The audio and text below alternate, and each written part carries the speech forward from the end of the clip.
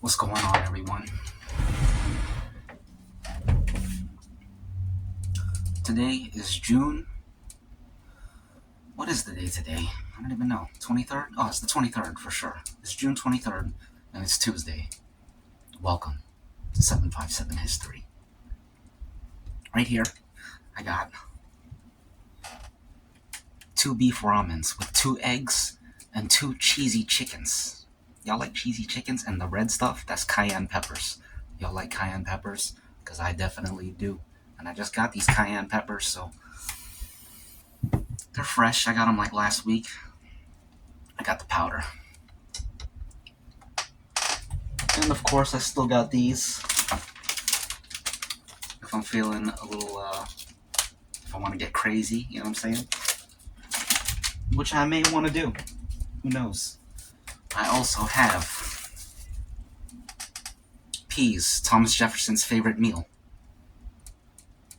I also have water. I also have a salmon. My brother-in-law made this. Big shout out to him. I see some fats and oils congealed at the bottom because it came out the fridge. I don't mind that because all you gotta do is put it in the soup and the oil will melt. Is that what I say? It will re-liquefy. This smells like he's got some sesame seeds up there. I don't know what else, but maybe some seaweed seeds. I'm not sure. But these oils, I see them dripping right now. You see it? There they go. Oils. It smells like soy sauce, teriyaki sauce, and sesame oil, which are all great things. Or maybe it doesn't smell like soy sauce. Maybe just teriyaki sauce. I feel like soy sauce and teriyaki sauce is pretty redundant. You only need teriyaki sauce. It's got more flavor than soy sauce anyways. And I think teriyaki sauce probably has soy sauce in it, so... So yeah. That's done.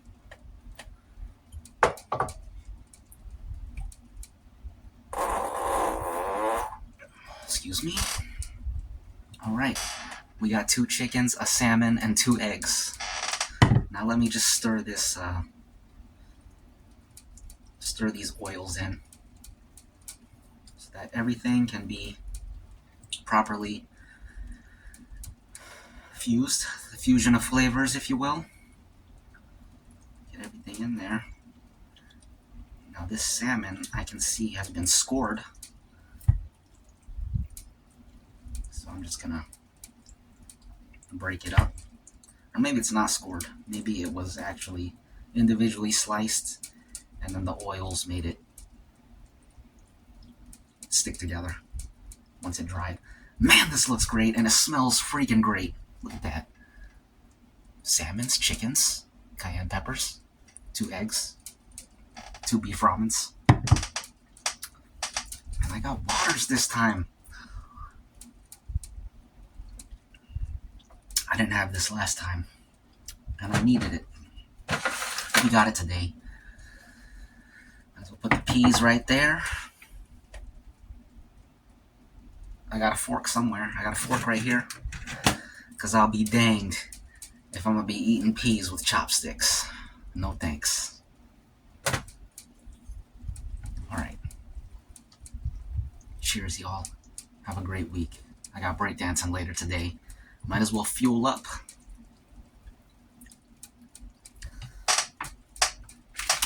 I feel like I will want to get crazy. I feel like this is going to complement everything. We'll see, though.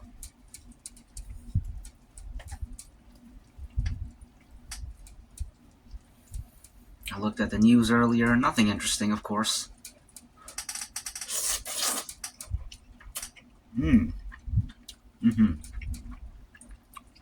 Let's try my brother-in-law's salmon. Dang, that's good. Salmon.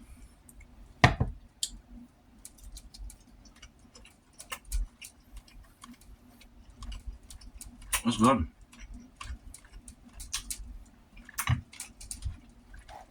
Shoot, why not?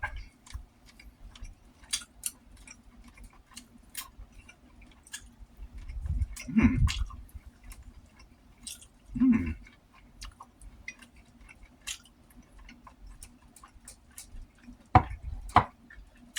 Excellent. Why not?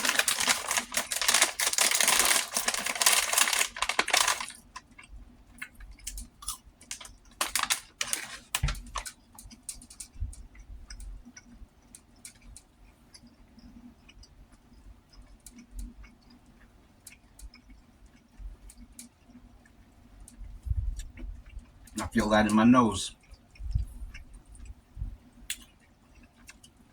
I feel it right there. That might have been a mistake.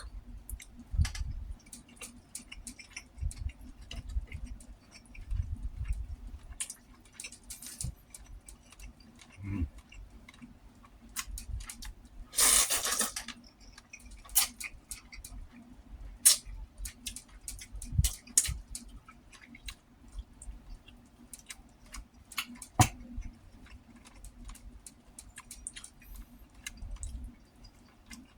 That's fiery.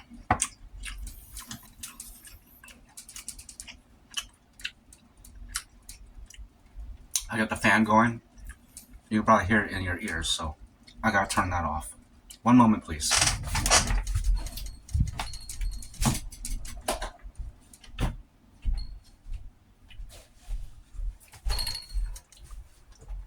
And we're back.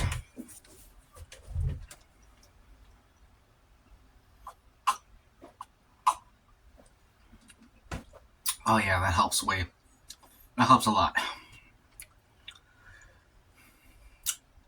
But it doesn't take it away completely. I still got it everywhere. It's hot.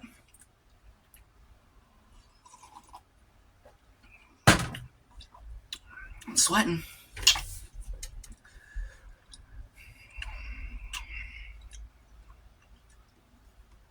It's extremely hot. But delicious. Excuse me. Pardon me. There was one piece of news I saw both yesterday and today, which I thought was interesting. Keir Starmer, the Prime Minister of the UK, he just resigned because people got fed up with him. He's extremely lame.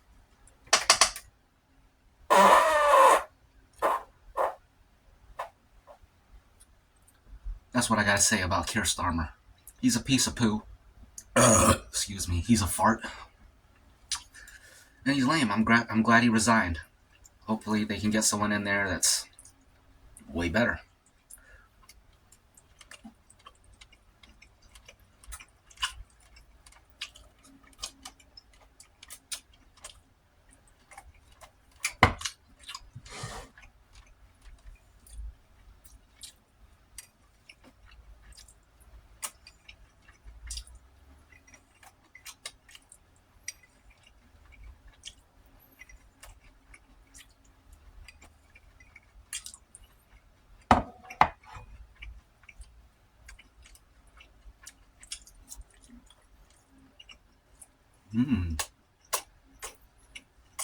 I'm just a bit into chicken. Some good chicken.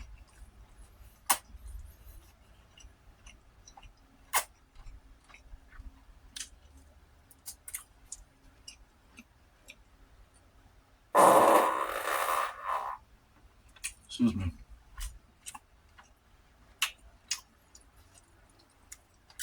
I can feel my nose starting to run.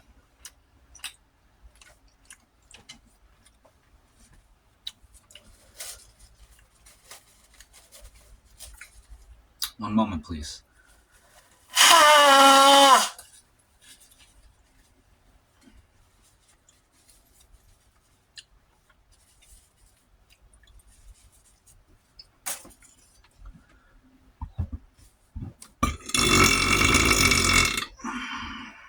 Pardon me.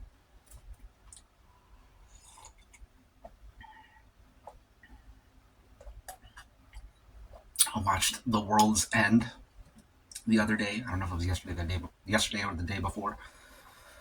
It was a great movie. I highly recommend it. There were a couple parts that really made me laugh hard. Like, I can't remember a movie making me laugh like that in a long time. Can't remember the last one that made me laugh like that, but that one did. There were some parts where it was like, I gotta rewind that because that was so funny. I rewind it, and I laughed super hard again. So good, I gotta rewind it again. I rewind it like 5 times, and I laugh every single time because it's that funny. Great film. The World's End. Directed by Edgar Wright. Starring Simon Pegg and Nick Frost. Great movie. It's from 2013.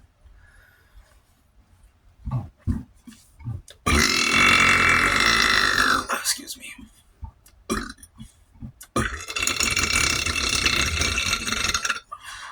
Pardon me.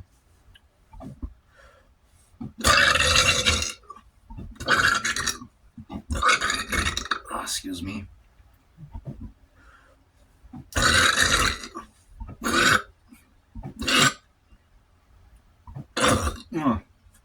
Excuse me. Let's continue. Oh, we got more chicken.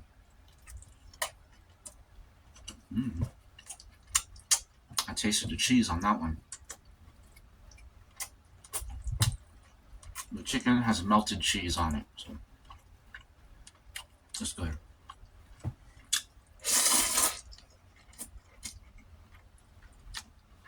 Cheese and egg and noodles. Beautiful.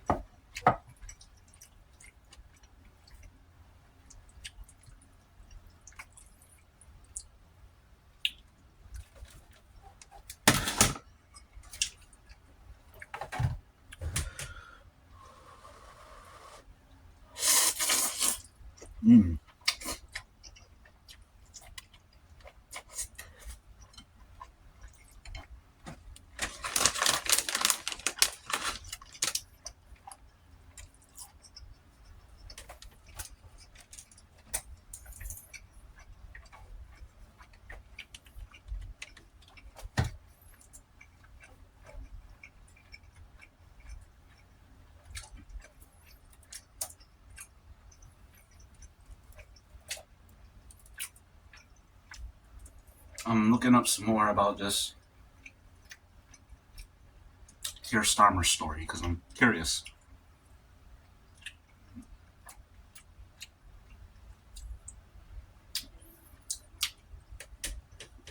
Sir Keir Starmer, aka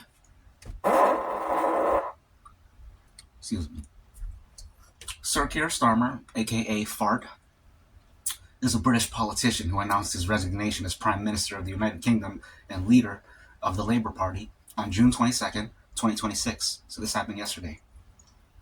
He is currently serving as a caretaker Prime Minister, aka the Steward of Gondor,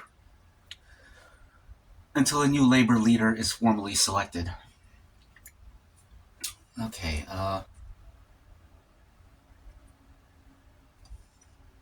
key political milestones. Don't really care.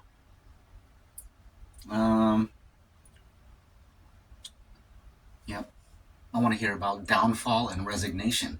Starmer's popularity declined rapidly after taking office, with critics labeling his administration a loveless landslide due to low baseline voter enthusiasm. His tenure lasted less than 2 years and was marked by severe domestic and political pressure. Excuse me. We got economic and fiscal woes. He faced immense backlash over economic stagnation, high living costs, and controversial cuts to welfare spending. The Mandelson controversy. His decision to appoint Lord Peter Mandelson as the UK ambassador to the United States backfired heavily after the internal crisis emerged over Mandelson's historic ties to Jeffrey Epstein. No surprise there.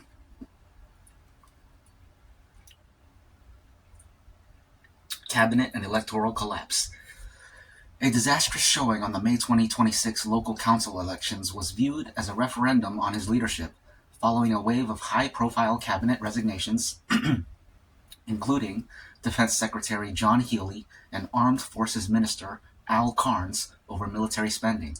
Starmer conceded he no longer held the mandate of his party. He will remain at 10 Downing Street in the caretaker capacity. Okay, we'll skip all that. Legal career before politics. He was a lawyer. He was director of public prosecutions, and he was knighted. Sounds like a very lame dude. Glad he's gone.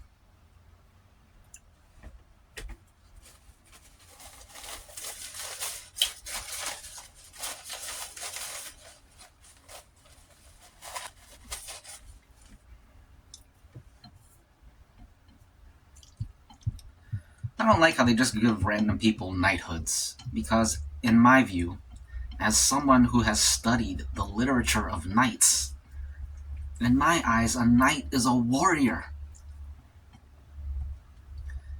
And an old dude ain't no warrior.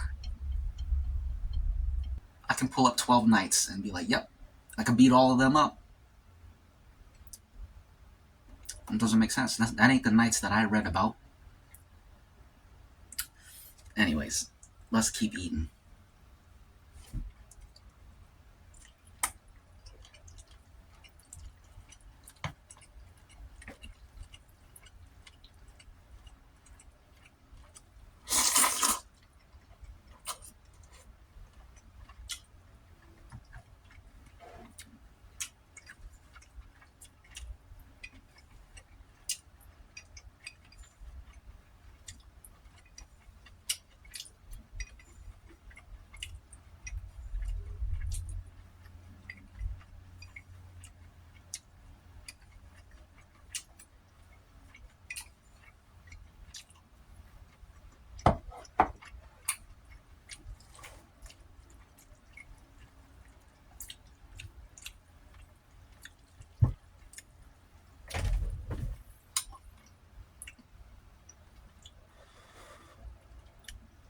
One thing I noticed about these World Cup games, they're not really that exciting when no one scores. Like a lot of these games, from the ones I've seen, by now I've watched like probably 9 games, not from start to finish, but you throw them on, see what's going on, do some other stuff, check back, see where they're at in the game. A lot of these games are being decided like 1-0, 2-0. Yesterday I seen one that ended 3-2, which to me that was like exciting. It's like, dang, both sides are scoring. This is cool. It's competitive. But a lot of the games have ended 1-0. It's like, dang, this is 90 minutes of just nothing happening. Somebody score the ball, please. Ugh. The game that I missed, which I think was exciting though, Canada versus Qatar, I think it was Canada, but they won like 6-0. I would have liked to have watched that game. I want to see someone get totally destroyed, especially those two countries.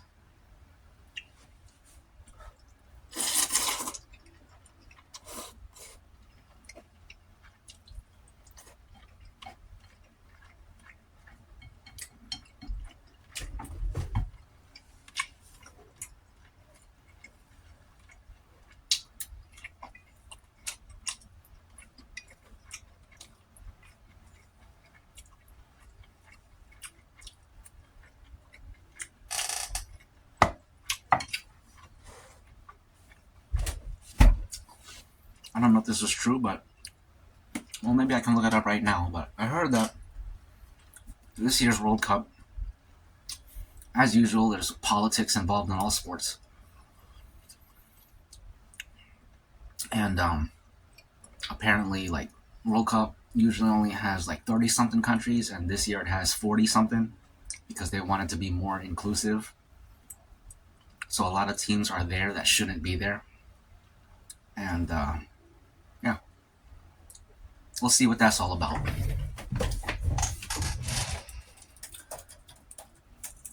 I'm not gonna ask it exactly that though. I'm just gonna say, tell me about the controversial political stuff surrounding World Cup. And we'll just leave it open-ended, see what they give us. I know there was another thing about the U.S. not allowing Iran into the country. Like, they can't fly directly here. They had to fly into Mexico and then drive up. Excuse me. And I think same with just like regular people coming to watch. They couldn't fly here. They weren't allowed. Travel ban. We're at war. Okay. I'm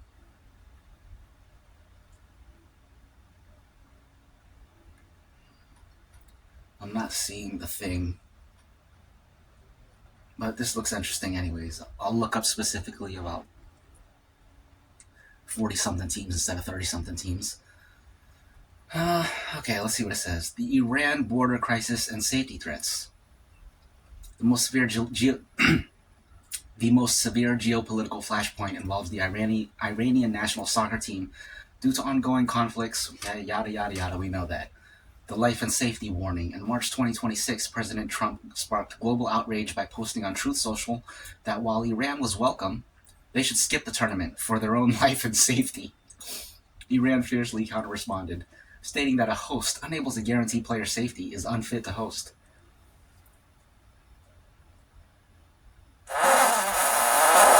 Excuse me. Okay. Commuting from Mexico. Yeah, this is what I just said. And then there's a FIFA complaint. Iran has filed a formal complaint with FIFA over these rules, noting that being barred from entering the country until 24 hours before a game destroys their ability to prepare and recover. Furthermore, U.S. Homeland Security recently blocked the president of Iran's soccer federation from boarding the team's plane to Los Angeles. Interesting. I feel like the administration is just being petty, of course. But at the same time, I don't even care. Don't care whatsoever. It's normal. Absolutely normal.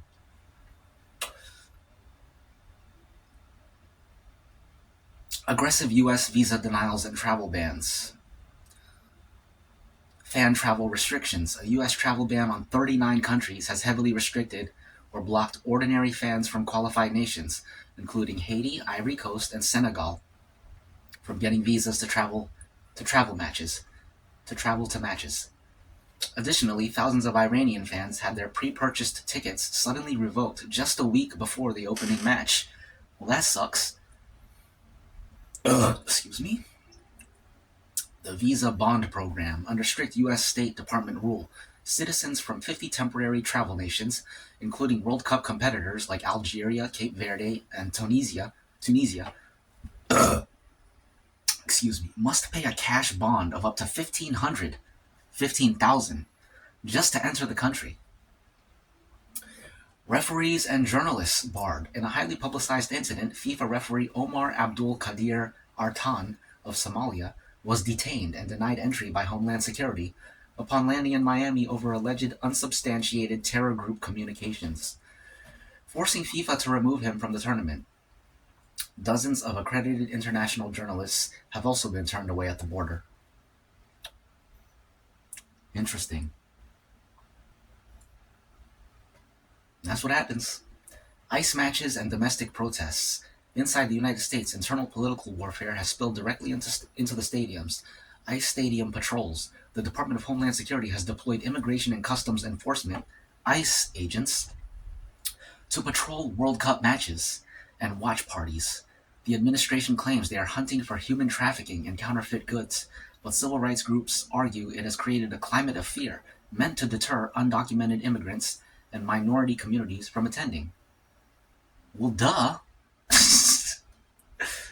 They're trying to deter undocumented immigrants. That's their job. The Save the World Cup bill. Democratic lawmakers introduced emergency legislation attempting to ban ICE raids within a 1-mile radius of tournament events, which has intensified partisan gridlock in Washington. That's dumb. Attempting to ban ICE raids within a 1-mile radius of tournament events? Why? Makes no sense. The Infantino-Trump sports washing backlash. FIFA's own leadership is facing a massive neutrality crisis over its cozy relationship with the White House. The FIFA Peace Prize. Human rights groups and football officials heavily criticized FIFA president Gianni Infantino after he hastily invented a FIFA Peace Prize and awarded it to Donald Trump. Critics widely mocked the award as an explicit attempt by Infantino to flatter the US president to secure tournament favors. Again, that's what they do. Ethics violations. The human rights nonprofit Fair Square, that's the name of the nonprofit, Fair Square, filed a formal complaint with FIFA's ethics community accusing Infantino of openly breaching statutory rules on political neutrality through his constant public praise of the Trump administration. Okay, it didn't tell me what I wanted to know. I'll look it up in a second. Right now, I want to eat something. I feel like, as usual, I just have my time wasted by the news, which is very irritating.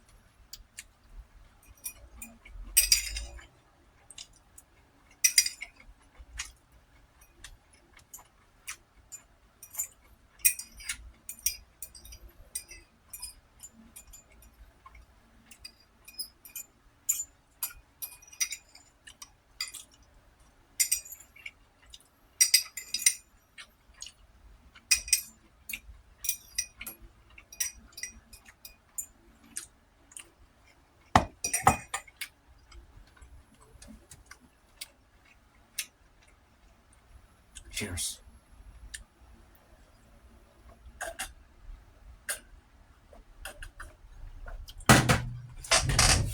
Okay, let's ask it what we want to know.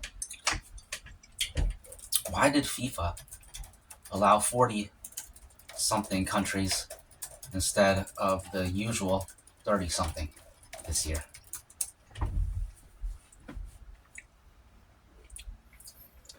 FIFA expanded the tournament to 48 teams this year to increase global representation. I already hate it. More inclusivity. Generate record-breaking revenue. That too. Gotta make more money. And fulfill a major 2016 campaign promised by FIFA President Gianni Infantino. Expanding global inclusion.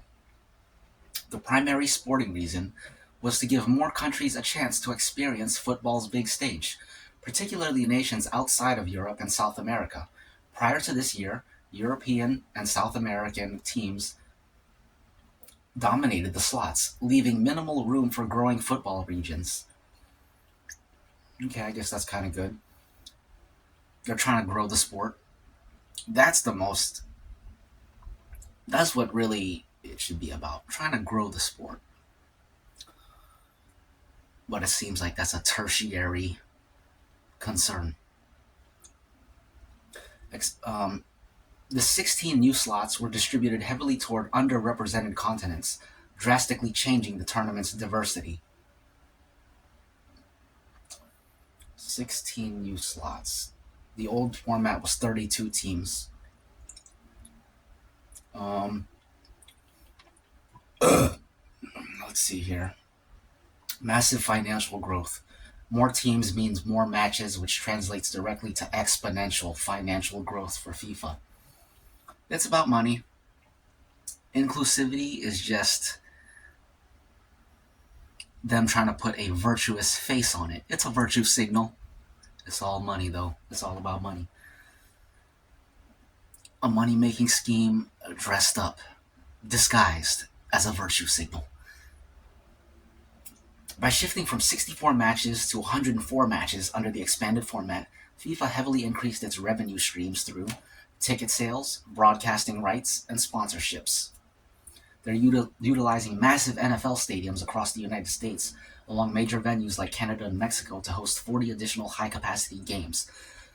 Broadcasting rights selling 40 extra premium television matches to global networks, significantly inflating media contracts, sponsorships, attracting local and international corporations eager for exposure in newly qualified national markets. Political strategy and campaign promises. That's another thing. It's political. The expansion was the cornerstone of Gianni Infantino's successful campaign to become FIFA president of 2026, because every country's football association gets exactly one vote in FIFA presidential elections, regardless of whether they are a powerhouse like Brazil or a smaller footballing nation, promising more World Cup slots. Promising more World Cup slots to mid-tier and smaller nations secured Infantino the voting bloc he needed to win and maintain power. That is slimy. That's slimy.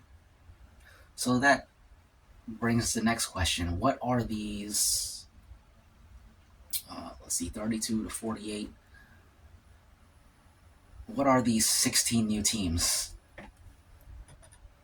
What are the 16, is that right? 48 minus 32 is 16, yeah. What are the 16 new teams added to FIFA?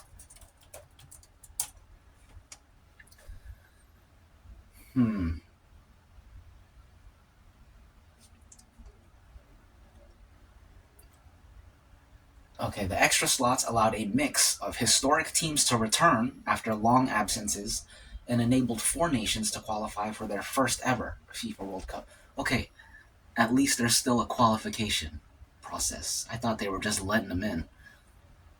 Make them qualify. They gotta earn it. Okay, 4 historical debuts. These are the teams that never competed in FIFA before World Cup. We got Uzbekistan, we got Jordan, we got Cape Verde, we got Curacao. Notable returning teams. We got Norway, Austria, Scotland, Turkey, South Africa, Iraq, Haiti, Dominican Republic of Congo. Interesting. Interesting. Okay. Okay. Well, that's what happened.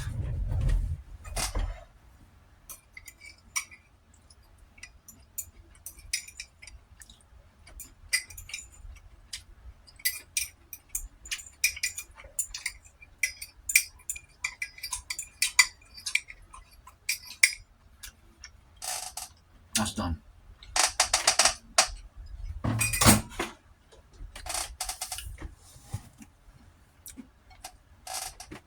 Let's finish this.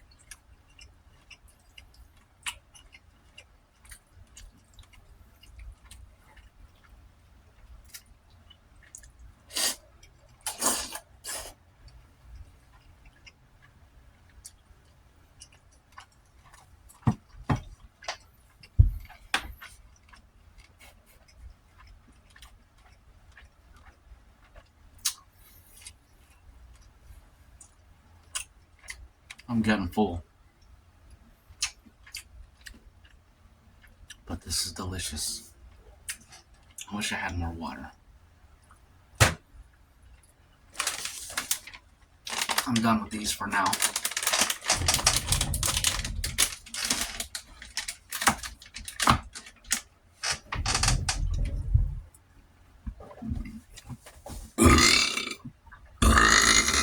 Excuse me.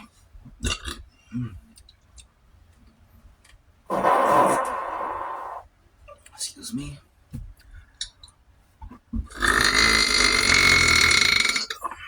Pardon me.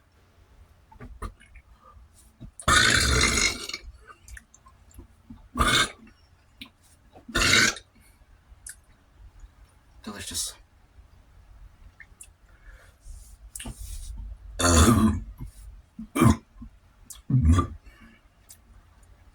Excuse me.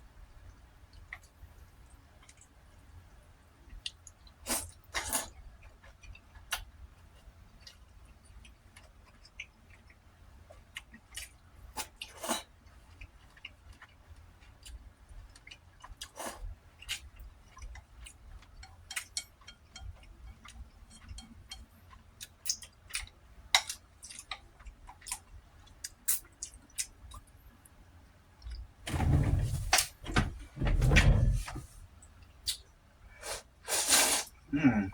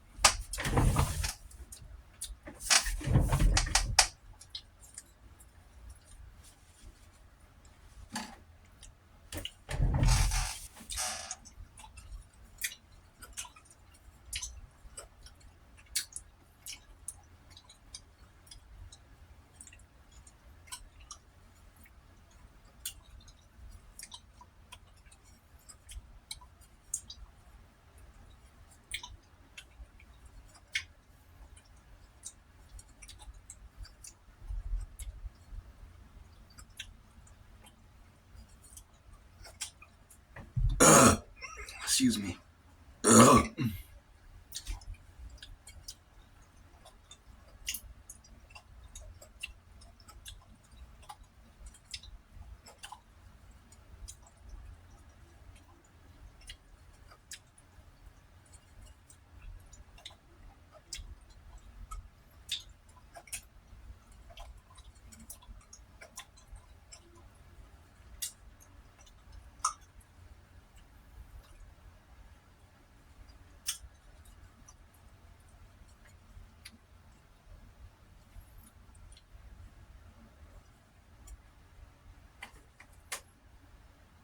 That's it.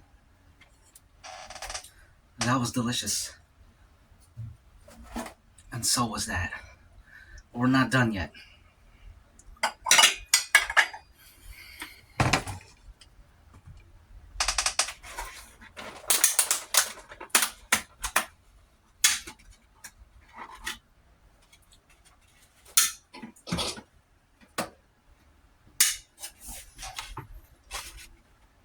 We got a cheesecake. A good old slice. Y'all like cheesecake? It's a classic.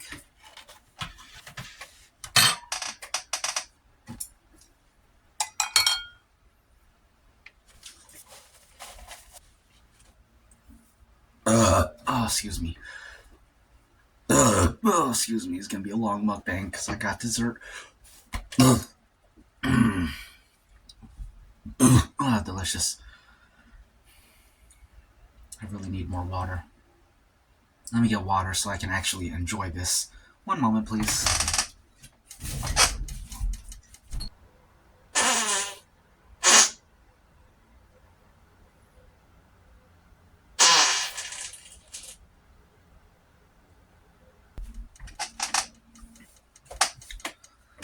Cheers.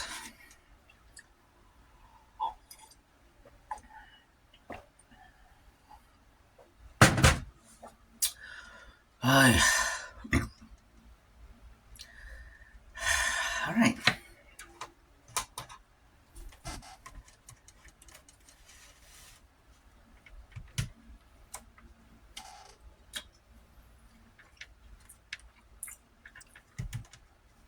This cheesecake,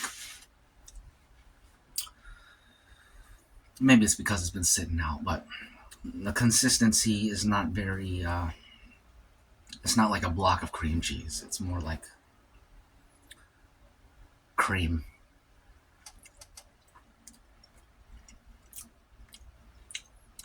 No. It's the consistency of whipped cream. But it's good.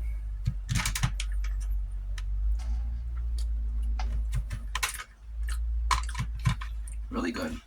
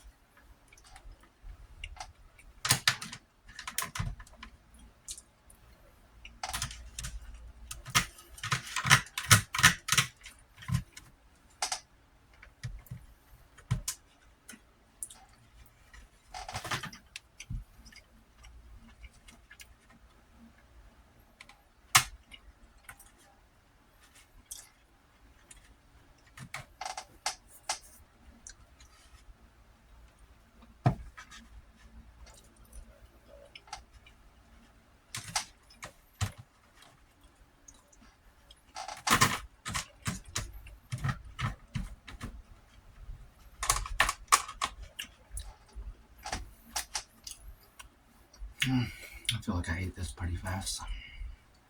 But that's alright. It's good.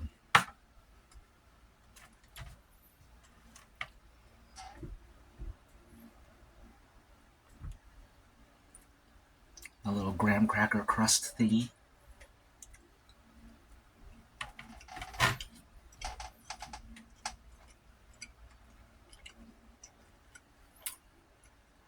That's good.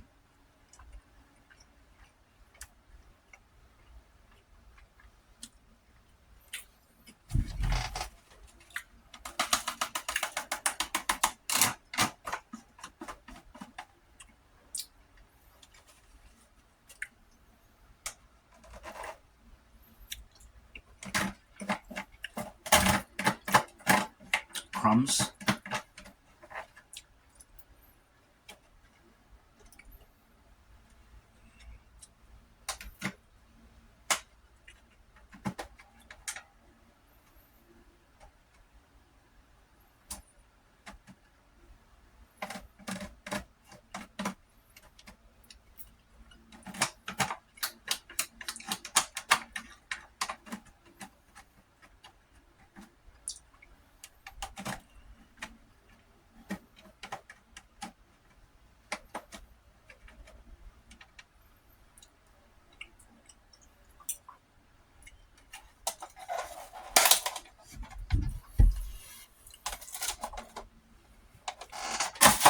that's that.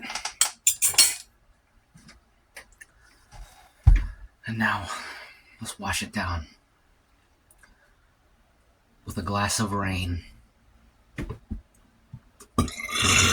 Excuse me.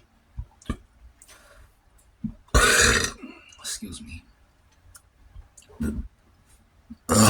Excuse me. Excuse me. Excuse me. Cheers.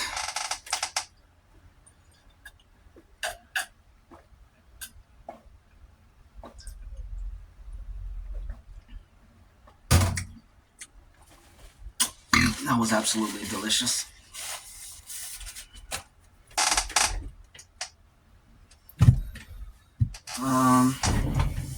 I feel like, here it is. I knew I had coffee somewhere. We could do a couple toasts and get out of here. It's Tuesday, so y'all have a great week. Hope it's great so far. Hope it gets even better.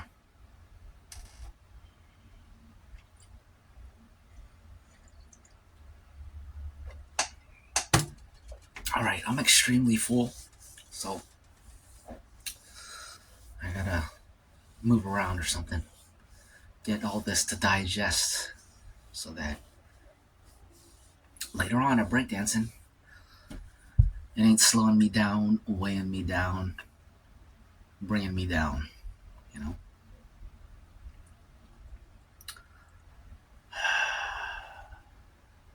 Yep. I definitely feel like I'm ready for a nap after all that. But the food will digest way slower if I go to sleep, take a nap. So I have to remain in an upright position, seated or standing, walking around, whatever.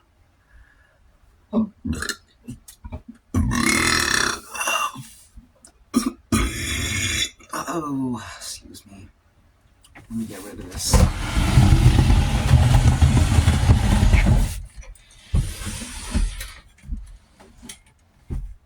All right.